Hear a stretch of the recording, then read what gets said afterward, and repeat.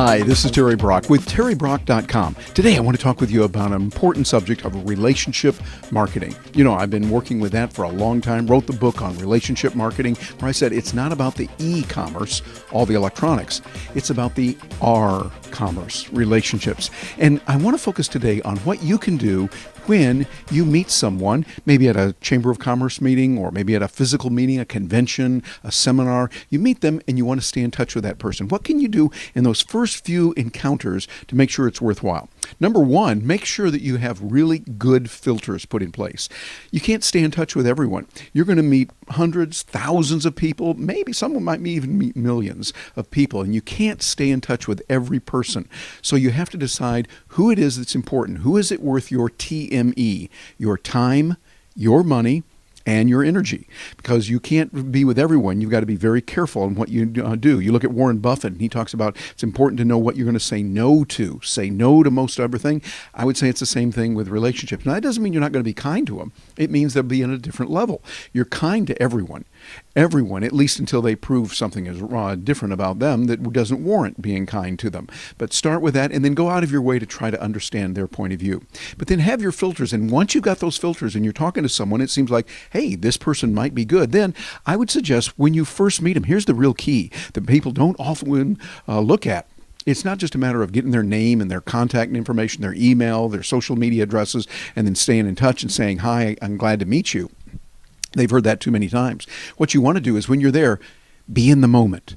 Be there with them. Much like Mary Kay Ash, the founder of Mary Kay Cosmetics, she would be with that person and look at them. Not over here, like, okay, you're right here talking to me, and I'm looking over here going, oh yeah, there's somebody there. Oh, there's somebody over there. No. Focus on that person and listen to what they have to say. Find out about what they are interested in. What are their problems? What are their interests? What kind of areas are they most interested in? Why are they at that meeting? And as you listen to them and hear them, ask probing questions. Too many people have what I call, you've heard me talk about this before, eye trouble. Now, I'm not talking about the physical eye right here.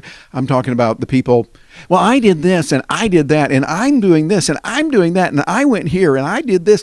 And after a while, you just want to slap them. I don't recommend that, but you feel like it at times. But instead, what you want to do is you want to focus on them. And I find that it often works. Here's another point that's important. Focus on a 5-to-1 value ratio, that you're giving 5 value points for them, 5 value bombs that are really good for them, helping them in a wonderful, beautiful way. And how do you do that? Well, again, when you first meet them, you're listening.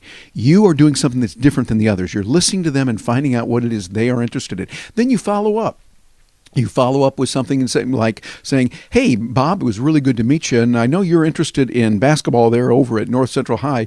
I saw an article the other day that I thought was interesting. Or if I see some other things, is it all right if I send you an email on that? Oh, yeah, okay, fine, if he's interested in that. Or fine, things that they are interested in that you are as well. Like, for instance, they say maybe they're interested in archaeology. Oh, really? And you are as well, genuinely? Well, then say, I've got a few things that are interested. Are you familiar with the archaeological digs over in da-da-da-da? And they say, oh, I didn't know that. Well, let me send that to you. I'll just send you as an email. Find ways that you can provide value for them, but it's always geared on what they are interested in. You might say, hey, I'm going to send you something here on motor trucks and big wheel trucks. I'm going to send those. And if they're not interested in that, well, that's not going to be good. It'll actually be a negative. So make sure you focus on what they're doing. One of the ways I found also that really helps is sending an iJot video.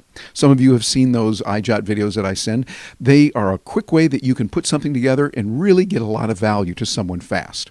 Remember that 5-to-1 ratio to always give 5 value touches to someone for every one that you might want from them. Make sure that you're providing that value. And then finally, make sure you're not doing some kind of trite robotic thing so that every time you meet them and then you say this and you do that, because people will see right through it. What you've got to do is genuinely care from the heart to reach people and to help them. I find that it makes life a lot better all the way around when we do that.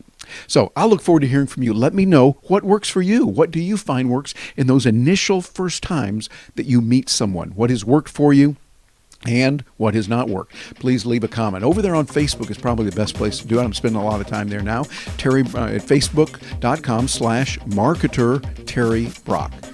It's facebook.com/marketer Terry Brock. You go over there, you'll see me, and look forward to hearing from you. Hey, thank you very much for joining me today, and I wish you much continued success in your relationship marketing.